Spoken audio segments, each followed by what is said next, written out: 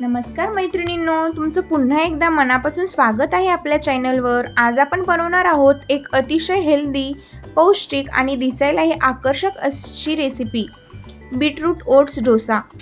जर तुमच्या घरातील मुलं बीटरूट खायला टाळाटाळ करत असतील तर ही रेसिपी त्यांच्यासाठी एकदम परफेक्ट आहे। बीटरूटमुळे डोशाला सुंदर गुलाबी रंग येतो आणि ओट्समुळे हा डोसा अधिक पौष्टिक बनतो। नाश्त्यासाठी, डब्यासाठी किंवा संध्याकाळच्या हलक्या खाण्यासाठी हा डोसा खूपच छान लागतो। तर चला वेळ न घालवता सुरुवात करूया आजची स्वादिष्ट आणि हेल्दी रेसिपी पाहण्यासाठी।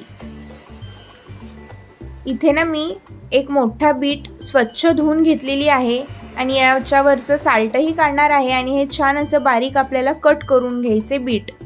आता एका डिशमध्ये मी अर्धी वाटी ओट्स घेते। तुम्ही प्लेन ओट्स घेऊ शकता किंवा मसाला ओट्स घेतले तरीही चालतील।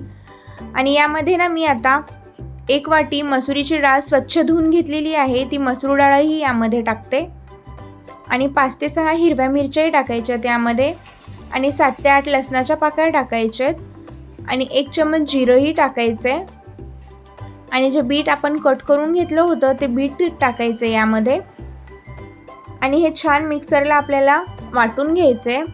याचं छान असं पाणी टाकून बॅटर बनवून घेऊया। या पद्धतीचं बॅटर आपलं तयार आहे।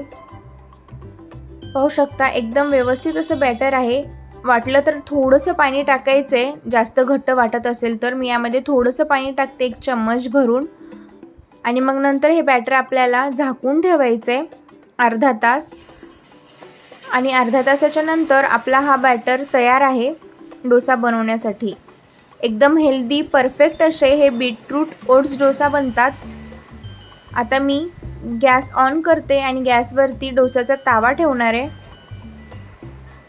आणि तवा छान गरम झाल्याच्या नंतर आपल्याला पाणी शिंपडून घ्यायचे यावरती आणि मग नंतर थोडंसं तेल टाकायचे आणि 1 चम्मच बॅटर घ्यायचे आणि हे व्यवस्थित असे हे डोसा पसरवून घ्यायचे या तव्यावरती। मस्त असे हे डोसे बनतात, एकदम टेस्टी लागतात आणि खूप हेल्दी आहेत। लहानांपासून मोठ्यांपर्यंत सगळ्यांनाच आवडतील असे हे डोसे आहेत। तुम्ही तुमच्या वेट लॉस जर्नीमध्येही हा डोसा खाऊ शकता। ओट्स असल्यामुळे खूप छान ऑप्शन आहे वेट लॉस जर्नीमध्ये हा डोसा।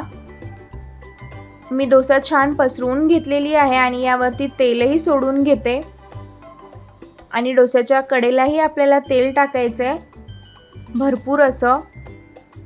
पाहू शकता मस्त असा आपला डोसा आता एका साईडनी भाजलेला आहे। याला मी पलटून घेते। पाहू शकता लगेच निघतं हे डोसा, अजिबात चिटकत वगैरे काहीच नाही आणि मी याला दुसऱ्या साईडनेही छान व्यवस्थित असं भाजून घेते।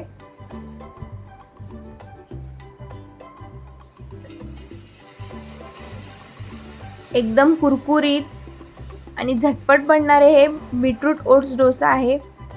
लहान मुलांच्या टिफिनलाही तुम्ही देऊ शकता। छान असे कुरकुरीत भाजलेले आहेत। मी याला पलटवून घेते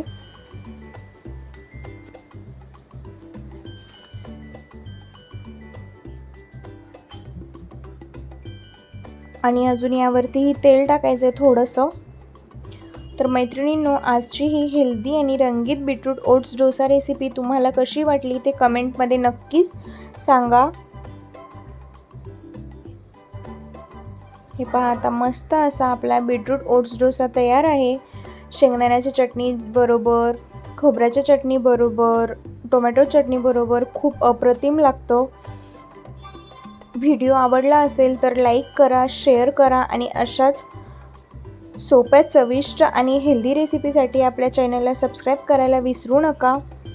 7 days 7 डोसा रेसिपीज मालिकेतील पुढची भन्नाट डोसा रेसिपी पाहण्यासाठी चॅनलसोबत नक्की जोडलेले राहा। धन्यवाद।